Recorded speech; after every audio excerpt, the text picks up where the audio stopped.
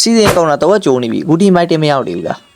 ချောင်းပရိုလေးတို့ဆေးပရိုလေးတို့ဒုက္ခပေတို့တိုင်ပတ်နေပြီလားဆင်းဖူပါနဲ့ဒီဗီဒီယိုမှာတော့ run တင်လို့ကောင်းမယ်ဟီးရိုး9ကောင်ပြောပြပြီးတော့ဖြစ်ပါတယ် brother run တက်ကြလားချောင်းလာဘန်းလိုက်ပါ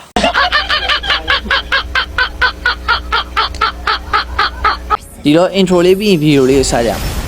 wait ဗီဒီယိုလေးမစခင်မှာကျွန်တော်ပြောချင်တဲ့တစ်ခုတော့ရှိတယ်အဲ့ဒါဒီဗီဒီယိုကြည့်ရင်ကျွန်တော်ရဲ့ viewer တွေထဲမှာ 3% လောက် subscriber လုပ်တာပြီးတော့ကျန်တဲ့ 97% လောက် subscribe မလုပ်ရတဲ့အတွက်ကျေးဇူးပြုပြီး subscribe လုပ်တာပေးကြဖို့တော့တောင်းဆိုချင်တယ်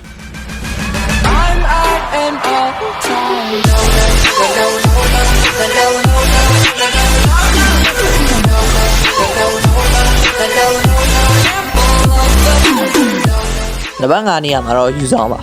ငကားကြီးကဒီမီတာမှာတော်တော်လေးကျန်းနေပြီးတော့ M7 မှာဆိုရင်လည်း Sun4 ရဲ့ငကားကြောင့်မြန်မာအတင်း YG ကတော်တော်လေးဒုက္ခရောက်ခဲ့တာတွေးကြမှာပါယူဆောင်ကလိမ့်ရှင်းထင်တဲ့နေရာမှာလည်းအဆင်ပြေပြီးတော့ T5 ဘက်တရီမှာလည်းတော်တော်လေးအားကောင်းတဲ့ဟီရိုပါယူဆောင်ကိုက်မယ်ဆိုရင်တော့အဓိကဘက်တရီဆိုင်တဲ့အခါမှာ enemy ဘက်လိုင်းမှာရှိတဲ့ main နဲ့ mass ကိုတိတိကျအိမ်တက်ဖို့အရေးကြီးပါတယ်ယူဆောင်ရဲ့အိုက်တန်နဲ့ MLS ဆောက်တော့ဒီမှာပြရတယ်တဲ့အတိုင်းပါပဲနံပါတ်4နေရာမှာတော့ဆူရှင်းပါဆူရှင်းကိုက်မယ်ဆိုရင်တော့ scale 2ကိုတိတိကျသုံးတက်ဖို့လိုပါတယ်သူ့ရဲ့ scale 2ကတိတိကျသုံးတက်မယ်ဆိုရင် enemy ဘက်က high roll လို့တွေးမှတဲ့ကောင်တွေ header လို့ခေါင်းတိုးပြီးဝင်လာတဲ့ကောင်တွေတော့အိမ်မက်ဆိုပါဆူရှင်းတဲ့အိုက်တန်နဲ့ MLS ဆောက်တော့ဒီမှာပြတာပြပါတယ်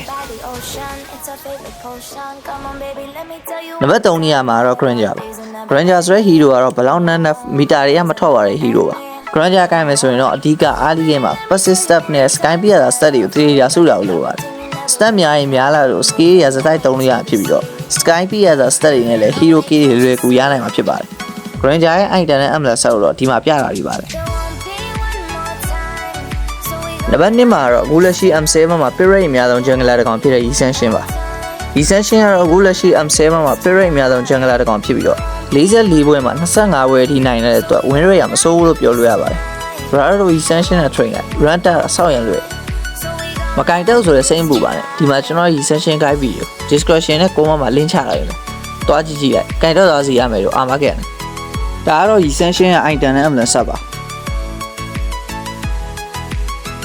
နံပါတ်1မှာတော့အခုလက်ရှိ Fighter Ambulance ဆက်ရည်နဲ့ကျန်းနေတဲ့ကလောက်ပဲဖြစ်ပါတယ်